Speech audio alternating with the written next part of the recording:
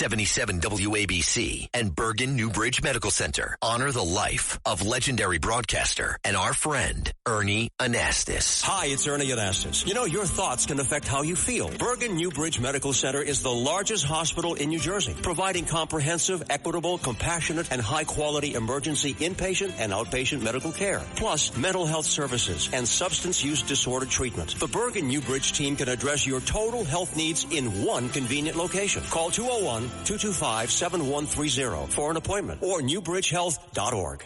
Listen, all you New Yorkers. Taxi! Okay, man, we're looking around. This is the 77 WABC minicast. Hello. Hey, I'm gonna share this with you again. When you talk to me, you have to hold down that button. You can't let it up when you're like halfway through, because I only get half a word. You got to hold down the button. You got it? We good? We have a new technician, a new control board operator, a new producer who's really, really good. But the art of pushing down the talkback button and releasing it is something that doesn't come quickly. It requires time. Now, do we have our friend on the phone? That's what I need to hear. I needed to hear, as we were coming out, I needed to hear you shouting, Jay is on the phone. Now, I'd like you to play that jingle again. Can you do that? When there's something on your mind, an open ear is what you'll find. Come on and talk to us. WABC. That was the first thing that America heard out of WABC when it switched from music to talk. Now, Jay Clark was the program director. That was a very different job when Jay Clark was the program director. What I'm going to tell you, if you're in radio, will shock you. It meant he was in charge. It meant he decided when the station would go talk, and he decided who they were going to hire because he was, what was your title, Jay? I think I was the operations manager at that point. That meant you were in charge. Yes. And that meant you had like 90% say as to when it was going to happen and who to hire. Is that about right? Well, I wish I had 90%. It was probably more like 75% because there were some people that were. You're missing my point. Stop. Stuff. You're missing the point. Answer it like a deposition. You were in charge. Yes. Thank you. Today, that would be a different percentage. It would be a different percentage. Jay Clark was the person who put this together first. He was the first program director of WABC as a talk station, and he was brilliant at it. And it was a hard job because he had also been the program director of it as a music station. And he had to transition it from music to talk at a moment in time where that changed the culture of New York. That changed the culture of American radio. It was precedent-setting for a station as big as WABC or many others around the country to go from music to talk. First, Jay, the round of reaction, the general round of reaction that you had to deal with in making such a seismic change. Well, I think that, first of all, the people, when we made the change, the people were devastated, the listeners. I think we called it, or they called it, and frankly, I called it, it was the day the music died, because WABC as a music station was so huge for so many years. And were you threatened? Did the radio industry embrace this change? Did the population of New York think this was a good idea? Did you get any support at all? Well, yes. Management absolutely positively wanted to do this. And they frankly picked the date. They were a little faster at it than I was because they wanted to make sure they could make the ratings book. And so management, ABC management in particular, were very excited about making this change. They saw that the talk radio was going to be kind of on AM, and music radio was going to end up on FM. And they frankly had been beaten a couple of times. So not in Cume, by the way, never in Cume. But because of that, they were number 2, and everybody was upset about it. And so they felt that talk was the most important and easiest way to go. So I had a lot of support from management. I don't think the sales department was terribly happy about it, obviously, because it was a major shift. As far as the people of New York are concerned, I think I can sum it up in one way. I was in a cab with my girlfriend at that point in time, and the guy in the cab was, punching around looking for radio stations, and he hit WABC. This is after the change, and he just said, "Look what they did to my radio station." There it is. So Yeah, on May exactly. on May 10th, and was it 1983 or 82? 82. May 10th, 1982 is the anniversary is when WABC in New York switched from music to talk. Do you remember the first lineup, Jay Clark, program director? Do you remember the first lineup that you had on? Yes. We kept Ross and Wilson, who were the morning team, on because they were doing mostly talk anyway. And then it went to Art Athens, who we stole from 1010 Wins. Management in Los Angeles wanted Michael Jackson on in New York, and that was one of the changes that I wasn't jumping up and down about, but we did that.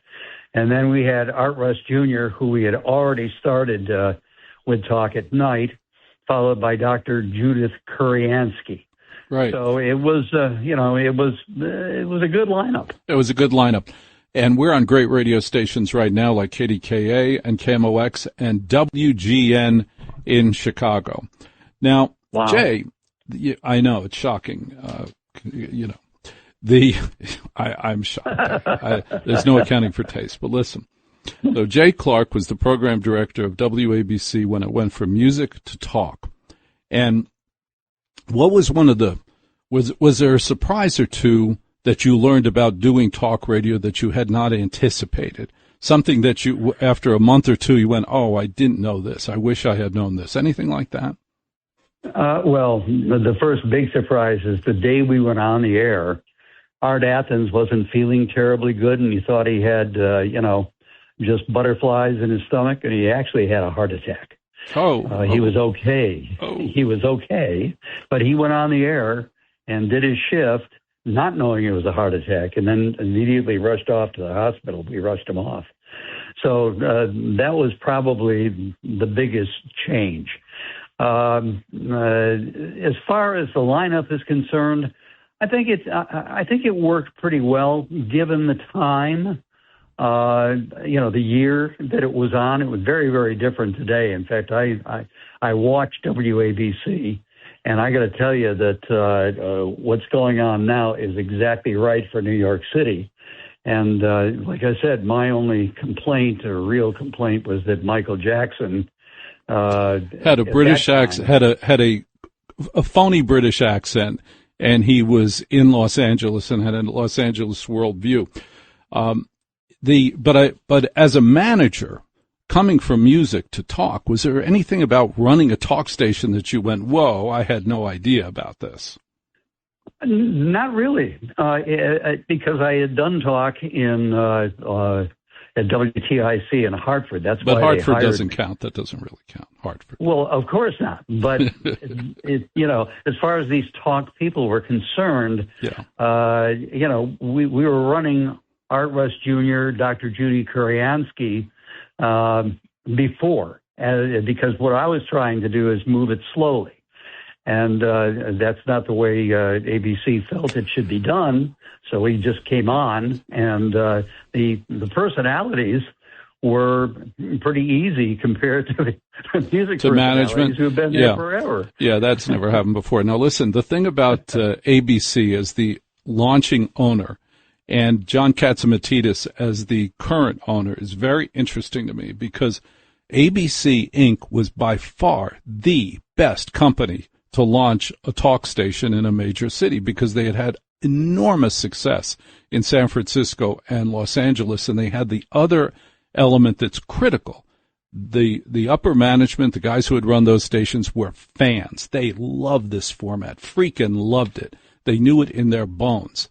And today, John Catsimatidis loves this format, knows it in his bones. He does an hour a day during the week. He does a weekend show, and he listens all the time. Before I go on the air, Jay, I get a text, and it says, I'm awake. And he listens. I'm not kidding.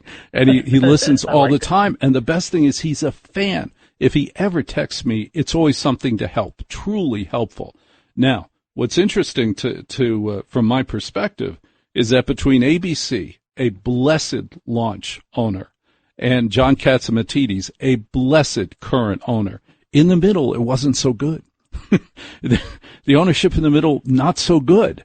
And they solved most of their problems by cutting costs. The other thing that I learned that you may not have known, because they had had success in Los Angeles and San Francisco, they looked at those as business models in terms of how long it was going to take to make a profit. This would never happen today.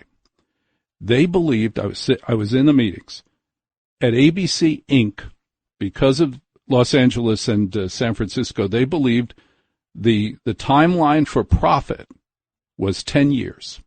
It would take 10 years for the talk format to make a profit, and that was fine. Now, by the way, it took 11 because of the Yankees, but they were prepared to lose money for 10 freaking years. Never would happen today. Never. In 10 minutes, it wouldn't happen. It was a blessed launch. It has a great owner today. But that was an experience because all the people you were working for were not only experts in the format, they freaking invented it. That's true, and it had its good points and its difficult points, frankly. But Al Racco was the general manager in San Francisco for them, and they had brought him into New York, and he is the one that raised the flag and said, "Look, we have to do it." As far as that 10 years is concerned, very interesting because we had done. I said, "Okay, look." We should do some research on this, and everybody jumped up and down and said, "Oh, no." But that research came back late, but it said 10 years. That's what the research said. You're going to lose money for 10 years, and I found it very interesting how on point that particular research was because it was right, and ABC was ready to do that. They understood it and supported it. Now, Jay Clark, when you were doing it, at what point did you feel, okay, this is going to work? Was there a day, a moment in time, or was it always, I don't know, because it was new and it was a new lineup. At some point, did you go, man, I think we got it? You know, I don't know if I was that comfortable for the first 6 months, let's say. Because there was so much talk on the street and in the newspapers. I mean, it was like, what have you done? You've taken New York and stopped the music. Slowly but surely, it started to take hold, and listeners got pretty familiar, if you will, with the lineup. And again, the only major problem that I saw was Afternoon Drive, and it was only because, as you said, Michael Jackson was in L.A. Now, I think one of the reasons they wanted him on was because Ben Hoberman, who was the general manager of KABC before he stepped up to the next whatever the next level was, felt very strongly that Michael Jackson would be great. And because of a heavy British accent, I wasn't so sure about that. And I think that the people of New York weren't so sure about that either. I heard people saying, "No, I can't understand the guy," et cetera. And, he's not with us. But other than that, I think that the group as a whole was welcome, but it took at least 6 months before there was even a glimmer. How's that? Jay Clark, the original program director of WABC. I suspect Kevin Roche, the current program director of WABC, is listening. Off the cuff, top of mind, do you have any advice for Kevin about being a great talk programmer? Because like you, he's a really good talk programmer. I want to tell you something. I watched the ratings numbers in particular, and when he took over, and when the current management took over, I said to myself, okay, the owner, he knows New York. He loves New York. He understands New York. I didn't know the current program director or his background, frankly, but I watched the numbers, and I'm saying to myself, wow. And then when they kept people like Cousin Brucey, who, you know, is so solid in New York City, I said to myself, you know, these guys really do know what they're doing.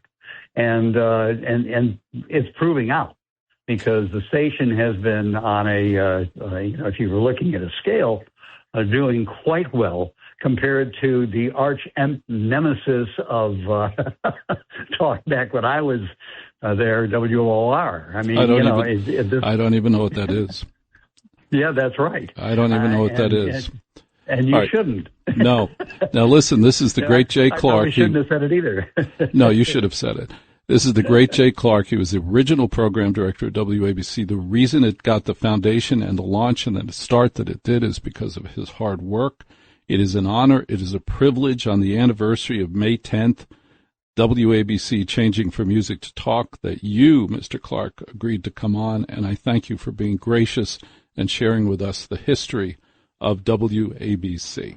Roger Stone here. Every day you wait, your money loses value, but gold and silver don't follow those same rules. American Sovereign Bullion gives you access to a nationwide wholesaler network, helping you secure aggressive pricing on real physical metals. Call 844-272-2428 now to get your free gold and silver guide to learn how to protect your wealth with physical gold and silver, delivered right to your door or with a gold IRA. Visit ASBgold.com. That's ASBgold.com for your free gold and silver guide today.